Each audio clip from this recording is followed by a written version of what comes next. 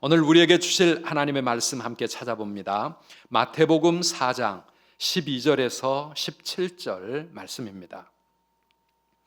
신약성경 맨 앞입니다. 마태복음 4장 12절에서 17절 말씀. 네, 우리 함께 교독하겠습니다. 예수께서 요한이 잡혔음을 들으시고 갈릴리로 물러가셨다가 나사렛을 떠나 스불론과 납달리 지경 해변에 있는 가버나움에 가서 사시니 이는 선지자 이사야를 통하여 하신 말씀을 이루려 하심이라. 일러스되 스불론 땅과 납달리 땅과 요단강 저편 해변길과 이방의 갈릴리여, 흑암에 앉은 백성이 큰 빛을 보았고 사망의 땅과 그늘에 앉은 자들에게 빛이 비치었다 하였느니라. 이때부터 예수께서 비로소 전파하여 이르시되 회개하라, 천국이 가까이 왔느니라 하시더라. 아멘.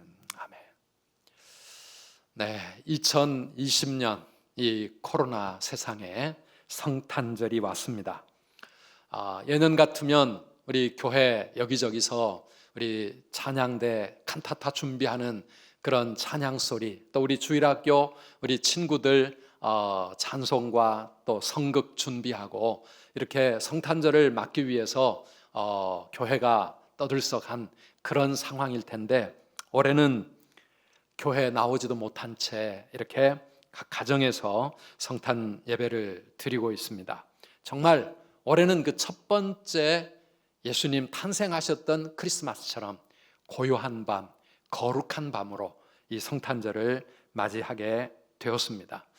사실 성탄절이 되면 오히려 세상의 술집과 카페와 그리고 클럽, 백화점 이런 곳이 더 붐볐는데요. 올해는 조용히 가정에서 성탄절 보내셔야 됩니다. 특별히 우리 청년들, 또 우리 아빠들 친구 따라 여기저기 돌아다니시지 말고 이번 성탄절은 가족과 함께 그렇게 뜻깊은 시간 가지시기를 바랍니다. 코로나가 가져다준 어쩌면은 참 회복의 기회일 것 같습니다. 24일 성탄 이브에는 가족들이 함께 모여서 성탄 추리를 밝히고 아니면 촛불이라도 밝혀두고 가정 예배를 드리시면서 아빠가 들려주는 성탄 이야기, 아니면 또 우리 자녀들이 좀 장성했으면 예수님은 내 삶에 어떻게 찾아오셨는지 가족과 함께 그런 은혜로운 나눔을 가지시면 좋겠고요. 12월 25일 당일날 11시에는 또 영상이지만 온 가족이 함께 성탄 감사 예배 드리시기를 바라고, 또 그 후에는 가족끼리 함께 또 뜻깊은 식사, 떡국을 끓여 드시든 라면을 끓여 드시든 아무튼 우리 이번 성탄절은 가족과 함께 그렇게 보내셔야 되겠습니다. 코로나 세상에 빛으로 오신 예수님, 오늘 말씀의 제목인데요. 우리 함께 우리 마음속에 좀 새겨보시면 좋겠습니다. 코로나 속에 빛으로 오신 예수님. 네, 코로나 속에 빛으로 오신 예수님. 이 코로나 세상, 이 땅 한가운데 예수님이 다시 이 성탄절에 우리 가운데 찾아오셨습니다. 오늘 이 본문은 참 성경에서 중요한 본문입니다. 설교도 여러 번 제가 한 것으로 기억합니다. 예수님께서 갈릴리 가버나움에 가서 사시고, 갈릴리 지방, 특별히 가버나움이 예수님의 공생의 사역의 본부 역할을 하게 되었다는 말씀입니다. 그곳이 어떤 곳이었습니까? 13절에서 16절까지 계속 얘기하고 있는데요. 이 스불론과 납달리 지경, 갈릴리 해변, 이 가버나움, 이곳은 바로 이방의 갈릴리라고 표현할 수 있는 곳이었습니다. 그곳에 흑암에 앉은 백성들, 사망의 땅과 그늘에 앉은 자들, 그 지역에 예수님이 가셨다. 정치적으로나 사회적으로, 경제적으로 소외된 곳이고 그늘진 지역이었습니다. 종교적으로도 이방인들이 많은 땅이어서 이방의 갈릴리라고 그렇게 표현하고 있습니다. 여러분, 사람이 나면 어디로 보내라고요? 서울로 보냅니까? 인천 선두교회로 보내주시기를 바랍니다. 그런데 이 세상을 구원하시기 위해 오신 메시아라면 사람들이 많은 수도 예루살렘, 더구나 하나님의 성전이 있는 그 종교의 중심지, 모든 곳의 중심지인 예루살렘으로 가셔야 될 것 같은데, 이 갈릴리 가버나움은 우리나라로 말하면 저기 함경북도 압록강변의 어느 마을쯤 해당되는 곳입니다. 그 캄캄한 흑암의 땅, 사망의 땅에 예수님이 가서 빛으로 사셨다고 말씀합니다. 왜 예수님은 화려한 수도 예루살렘이 아닌 이방의 땅으로 제쳐두었던 그 갈릴리의 가버나움을 사역의 중심으로 삼으셨을까요? 그것은 이 고통의 세상, 가장 낮은 곳에 구원자로 오신 메시아라고 하는 것을 우리에게 보여주는 그런 모습입니다. 예수님은 베들레헴 마구간에 탄생하셨습니다. 가장 낮고 비천한 인생들 가운데 예수님은 인간의 몸을 입고 오셨습니다. 낮은 자, 사망의 그늘에 앉은 인생, 버림받은 이방인들에게 예수님은 오셨습니다. 하나님의 사랑과 긍휼과 자비를 보여주시는 놀라운 사건 아니겠습니까? 물론 예수님은 예루살렘에 가서도 복음을 전하셨고 성전 안에서도 병든 자를 고치시며 많은 사역을 하셨습니다. 니고데모나 삭개오와 같은 당시의 고위층들에게도 예수님은 구원의 길을 그들에게 보이시고 그들을 인도하셨습니다. 그러나 예수님의 주 사역 대상은 죄인들이었고 병든 자들이었고 잃어버린 양들이었고 수고하고 무거운 짐진 자들을 예수님은 초청하셨던 것입니다. 오늘날 이 이방의 땅 갈릴리는 어떤 곳입니까? 마치 이 세상에서 가장 힘들고 어렵게 살아가고 있는 분들, 건강을 잃고 투병 중에 있는 그런 사람들, 남의 땅에 나그네로 살아가는 외국인들, 대학 입시와 취업에 참 힘들려 가지고 앞이 보이지 아니하는 그런 우리 청년들, 코로나로 힘든 시간을 보내고 있는 우리 자영업자들, 가정의 아픔, 죄책감, 인생의 문제와 시련 때문에 어둡게 그늘진 땅을 살아가고 있는 그런 이 시대의 사람들, 오늘 예수님은 그들 가운데 찾아오셨습니다. 왜 그렇습니까? 그들을 구원하시기 위해서였습니다. 마가복음 2장 17절 말씀에 보면 건강한 자에게는 의사가 쓸데없고 병든 자에게라야 쓸데있느니라. 나는 바로 의인을 부르러 온 것이 아니고 죄인을 부르러 이 땅에 왔다. 그렇게 말씀하십니다. 병든 자를 위하여 인생의 의사 되신 예수님이 이 땅에 오신 것은 그들을 치유하시고 고쳐주시기 위해서입니다. 누가복음 19장 10절 말씀대로 인자가 온 것은 잃어버린 자를 찾아 구원하려 함이니라. 오늘 우리가 이 성탄절을 맞으면서 다시 이 세상 2000년 전보다 훨씬 더 부유해졌고 살기 편안해져 있지만은, 그러나 가장 고통당하고 힘들고 허덕이는 인생들에게 찾아오셔서 우리를 구원해 주시는 이 구원자 되신 예수님을 우리가 만날 수 있어야 되겠습니다. 처음부터 우리 하나님은 고통당하는 백성들을 긍휼히 여기시고 구원하시는 하나님으로 성경이 그렇게 묘사하고 있습니다. 출애굽기 3장 7절 이하의 말씀을 보면 여호와께서 이르시되 내가 애굽에 있는 내 백성의 고통을 분명히 보고 그들이 그들의 감독자로 말미암아 부르짖음을 듣고 그 근심을 알고 내가 내려가서 그들을 애굽인의 손에서 건져내고 그들을 그 땅에서 인도하여 아름답고 광대한 땅, 젖과 꿀이 흐르는 이 축복의 땅으로 그들을 데려가려 하노라. 이렇게 말씀하셨습니다. 하나님은 지금도 코로나 때문에 인생의 문제와 고난 속에서 고통당하고 있는 이 세상, 온갖 삶의 무거운 짐을 지고 허덕이는 우리에게 찾아오십니다. 왜요? 그런 우리를 사랑하셔서 우리를 구원하시기 위하여, 우리를 축복의 땅으로, 은혜의 땅으로, 생명의 길로 인도하시기 위해서 예수님은 이 땅에 구원자로 오신 겁니다. 그러나 그 주님은 세상의 구주로 구원자로 오셨지만 내가 그분을 나의 구원자로 영접하기 전에는 그분은 나의 삶에 아무 의미가 없을 것입니다. 어떻게 우리가 그 예수님을 나의 구원자로 그렇게 모시고 살아갈 수 있습니까? 17절에 예수님께서 하신 말씀처럼 회개하라, 천국이 가까이 왔느니라. 회개함으로 우리는 그 예수님의 구원, 예수님의 그 사랑, 예수님의 그 축복 속에 우리가 들어갈 수 있는 거죠. 예수님 그 당시에 안타까운 일이 무엇이었습니까? 가버나움에 예수님이 사시면서 그 갈릴리 지역의 수많은 사람들을 예수님은 초청하셨지만은 마태복음 11장 20절에 보면 이렇게 기록하고 있습니다. 예수께서 권능을 가장 많이 행하신 고을들이 회개하지 아니하므로 그때에 책망하셨다고 말씀합니다. 23절에 가보면 23절 24절 같이 읽어보실까요? 가버나움아 네가 하늘에까지 높아지겠느냐? 음부에까지 낮아지리라. 내게 행한 모든 권능을 소돔에서 행하였더라면 그 성이 오늘까지 있었으리라.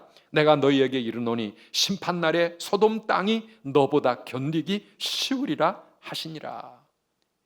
정작 예수님의 그 많은 혜택을 받았던, 예수님의 능력과 사랑을 체험했던 그들은 예수님 앞에 회개하고 돌아오지 않아서 예수님은 탄식하고 계십니다. 사랑하는 우리 성도 여러분, 오늘 이 예배 자리에 처음 오신 분들이나 아니 평생 교회를 다녔지만은 예수님을 내 주인으로 나의 구원자로 영접하지 않으신 분이 계신다고 하면 오늘 이 성탄주일에 나를 위해, 바로 나 같은 죄인을 위해 이 땅에 오신 그 예수님을 나의 구원자로 영접하시기를 주의 이름으로 축원합니다. 오늘도 그 주님이, 그 예수님이 나를 사랑하시고 나의 삶의 모든 문제로부터 나를 구원하시기를 기뻐하신다는 이 사실을 오늘 우리 모든 성도들이 잊지 마시기를 바랍니다. 두 번째로, 예수님이 가버나움에 가서 사신 것, 갈릴리 땅에 오셔서 그곳에서 사역을 하고 계신 것에 대해서 오늘 성경은 어떻게 설명하고 있습니까? 15절과 16절 말씀 우리 함께 읽어보실까요? 스불론 땅과 납달리 땅과 요단강 저편 해변길과 이방의 갈릴리여, 흑암에 앉은 백성이 큰 빛을 보았고 사망의 땅과 그늘에 앉은 자들에게 빛이 빛이었다 하였느니라. 아멘. 예수님은 세상의 빛으로 오셨다라고 하는 것을 우리들에게 보여주고 있습니다. 여러분, 우리가 크리스마스 추리를 만들 때마다 추리에 저렇게 반짝이는 전등을 다하는 이유가 무엇입니까? 왜 크리스마스 이브 예배드릴 때 우리 촛불이라도 밝히고 예배드리라고 말씀하는 겁니까? 예수님이 세상에 오신 빛이기 때문에 그렇습니다. 그의 오심은 흑암의 백성들, 사망의 그늘에 사는 자들에게 빛이 비추는 그런 사건이었습니다.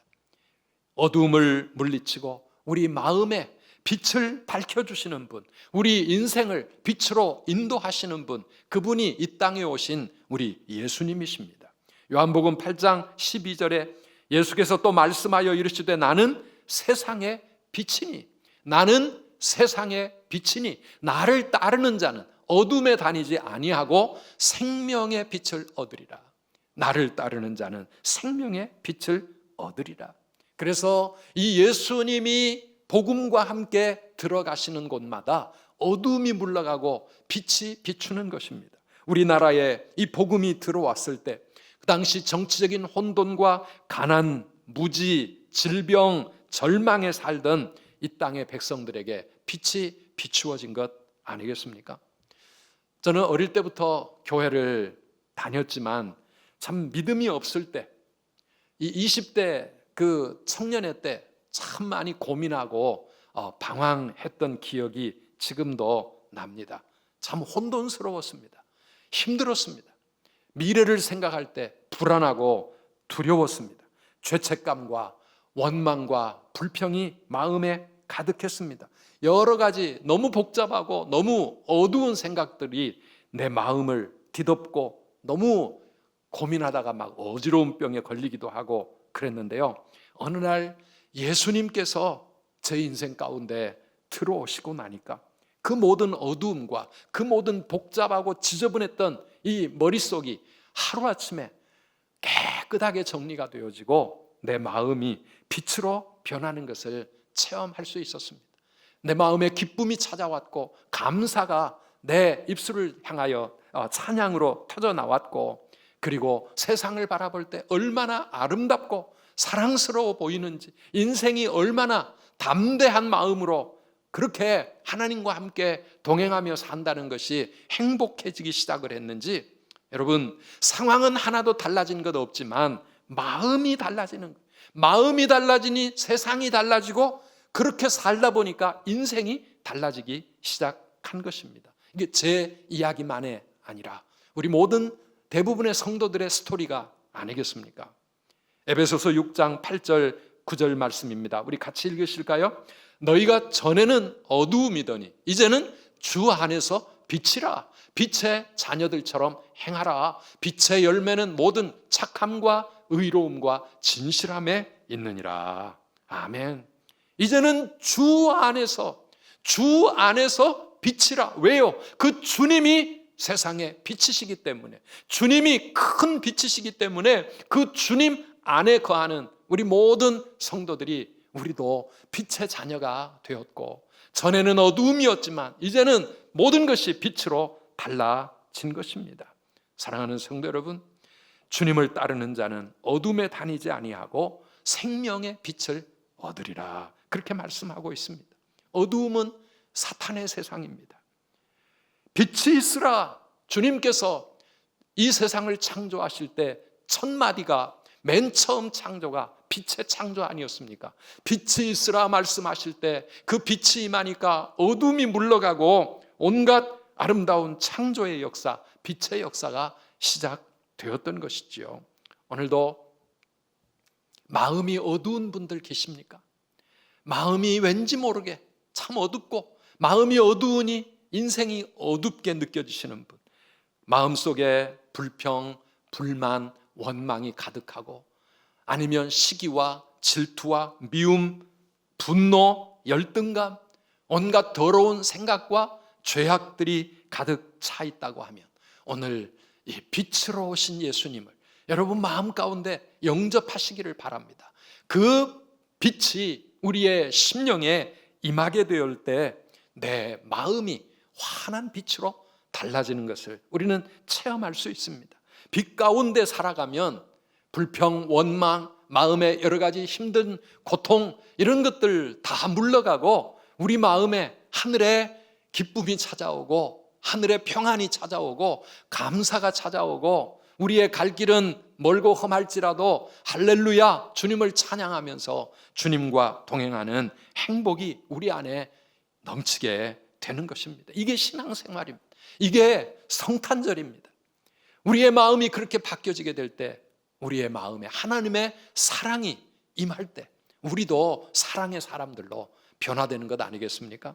우리가 성탄절까지 사랑의 쌀 나누기 운동을 합니다. 지금도 힘들고 어려운 삶을 살아가는 분들에게 우리의 사랑의 손길을 나누는 이 우리 선두교회 사랑의 쌀 운동은요, 농사를 지으시는 어느 성도님이 한꺼번에 150푸대를 약 450만 원어치의 쌀을 우리 교회에 기증하면서부터 우리 이 사랑의 쌀 운동이 시작이 해마다 그렇게 지금 이루어지고 있습니다. 올해도 변함없이 그렇게 우리가 150호 사랑의 쌀을 먼저 준비하면서부터 우리 성도들의 동참이 시작이 되고 있습니다. 얼마나 감사한 일인지 몰라요. 또 올해는 이 코로나 속에서도 사업하시는 어느 성도님 가정에서 우리가 하나님께 감사하며 100만 원 사랑의 쌀 운동을 하겠습니다, 이렇게 보내주신 분도 계시고요. 참 과부의 어려운 두 랩돈처럼 액수가 문제가 아니라 우리의 삶에 사랑을 나누고자 하는 그 귀한 마음들이 모여져서 오늘 이번 성탄절에도 우리 여러 참 교회 안팎의 어려운 이웃들에게 나뉘어지게 될 것입니다. 우리 선두교회는 해마다 성탄 헌금을 통하여서 우리 인천노회 어려운 개척교회들에게 연말에 우리 목사님들 격려하는 사랑의 또 성금을 보내드리고 있습니다. 이번에 코로나 때문에 온 나라가 병상이 부족해서 지금 큰 어려움을 겪고 있는데요. 평택에 있는 어느 병원이 통째로 자기 병원을 코로나 병상을 위하여 내어놓으신 분이 있어요. 독실한 크리스찬입니다. 정말 앞으로 어떤 어려움이나 손해가 있을지 모르지만 그래도 이렇게 헌신할 수 있고 사랑을 베풀 수 있는 마음들이 다 어디서 나왔습니까? 나 혼자 살기도 힘든데, 나 혼자 버텨내기도 너무너무 힘든 시대인데, 그런데 넉넉한 사랑의 마음들, 이게 우리의 어두운 마음에 빛 대신 예수님이 임할 때 그 예수님의 그 놀라운 사랑, 나를 위하여 이 땅에 오셨고 나를 위하여 십자가에 못 박혀 죽으시고 나를 위하여 다시 부활하여 살아계신 그 주님의 그 사랑, 그 은혜, 그게 우리의 마음을 채우게 될 때 오늘 우리도 참 부족하지만 사랑과 은혜의 손길을 내밀 수가 있는 것입니다. 이런 것들이 빛의 자녀들로 살아가는 삶의 모습입니다. 어떻게 우리가 그런 빛의 자녀가 될 수 있습니까? 빛으로 이 땅에 오신 우리 주님이 내 마음을 다스리시고 내 삶의 왕 되실 때, 주님 되실 때, 그럴 때 우리의 마음이 변하는 겁니다. 요한복음 1장 9절에 보면 참빛 곧 세상에 와서 각 사람에게 비추는 빛이 있었나니 그렇게 말씀하고 있는데 불행히도 이 세상은 그 빛을 알아보지 못했습니다. 그러나 읽어가다 보면 12절에 뭐라고 말씀하십니까? 영접하는 자, 곧 그 이름을 믿는 자들에게는 하나님의 자녀가 되는 권세를 주셨다. 그렇게 말씀하고 있습니다. 사랑하는 우리 성도 여러분, 성탄절에 우리가 메리 크리스마스 인사하며 캐롤을 흥겹게 부르며 크리스마스 트리에 전등만 달아둘 것이 아니라 빛으로 오신 예수님을 내 마음에, 내 삶에 영접하시기를 주의 이름으로 축원합니다. 우리의 어두움은 내 힘으로 몰아낼 수 없어요. 내 노력 가지고 해결할 수 있는 문제가 아닙니다. 저도 그 20대 청년 때 엄청나게 몸부림쳤습니다. 그러나 내 힘으로 그 어두움을 몰아낼 수가 없습니다. 그러나 빛이 임하면 순식간에 어두움은 물러가고 모든 것이 빛으로 변화되는 것입니다. 몇 주 전에 여러분들에게 또 소개했던 그 라비 갤러티라고 하는 그런 목사님처럼 마약 중독이 돼가지고 완전히 정말 소망 없는 그런 비참한 인생을 살아가던 그런 사람이라도 예수님 영접하여 그 마음에 빛이 비추니까 어떻게 해결이 안 되던 수차례 재활치료도 소용이 없고 자기 참 인생을 걸고 몸부림을 쳤던 그 모든 노력도 해결할 수 없었던 그런 마약 중독도 하루아침에 순식간에 성령의 능력으로 하나님의 은혜로 자유함을 얻게 되고 변하여 목사가 되는 그런 놀라운 역사가 일어나고 있습니다. 성경에 예수님 만난 수많은 사람들의 이야기, 오늘 이 시대에도 우리의 삶에서 우리 주님과 함께 우리가 체험하며 살아가는 것입니다. 예수님을 영접한다고 해서 당장 가난했던 사람이 로또가 당첨이 돼 부자가 되고 또 병든 자가 금방 고침을 받고 우리의 인생이 성공과 축복만 있는 그런 삶이 될 것을 말하는 것이 아닙니다. 예수님을 영접할 때 먼저 나의 이 어두운 영적인 어두움이 물러가기 시작합니다. 사탄의 권세, 죄의 권세가 물러가기 시작합니다. 내 마음의 모든 부정적인 생각들과 세상을 바라보는 삐뚤어진 마음들과 이런 모든 것들이 다 물러가면서 내 마음에 기쁨이 오고 평강이 오고 사랑이 임하고 감사가 오고 찬송이 넘치고 내 마음이, 내 삶이 빛으로 변하기 시작하면서 그러면서 우리의 인생이 변화되기 시작하는 것입니다. 삶이 회복되는 것입니다. 오늘 오후 예배 우리 양육 훈련 수료 예배를 드리게 되는데요. 이번에 훈련 받으신 우리 83분의 간증들을 제가 읽고 들으면서 정말 그분들의 삶에 믿음이 든든해지고 예수님을 붙잡기 시작할 때 내 마음과 내 삶에 예수 그리스도를 영접하여 예수님이 임하시게 될 때 시작되는 놀라운 변화의 스토리들을 우리는 지금도 볼 수가 있는 것입니다.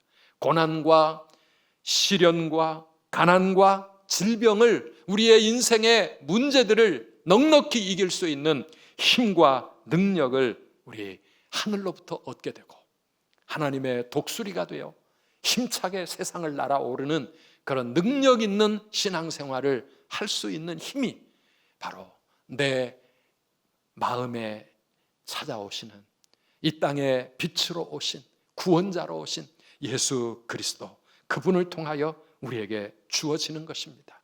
우리 성탄주의를 맞이하는, 지금 가정에서 흩어진 곳에서 예배하는 우리 성도님들, 여러분들의 심령 그리고 여러분들의 가정이 다 이 빛 대신 예수님 모시고 빛의 자녀들로 살아가기를 주님의 이름으로 축원합니다. 아멘. 아멘. 우리 함께 찬송하겠습니다. 참 반가운 성도여 다 이리 와서 베들레헴 성 안에 가봅시다. 저 구유에 누이신 아기를 보고 엎드려 절하고 엎드려 경배합시다. 구주가 나셨습니다.